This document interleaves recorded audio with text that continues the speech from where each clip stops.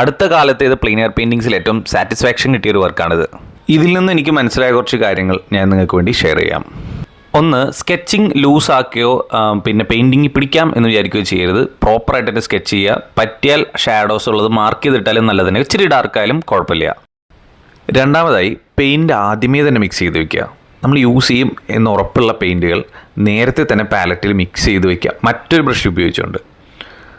Painting സ്ഥിരമായി മഡിയായിരിക്കുക, അതായത് ഒരു ബ്രൗൺ കളർ എപ്പോഴും കയറി വരുന്ന പോലെയോ അല്ലെങ്കിൽ നമ്മൾ ഉദ്ദേശിക്കാത്ത കളേഴ്സ് കയറി വരാതിരിക്കാനൊക്കെ ഇത് വളരെയധികം സഹായിക്കും.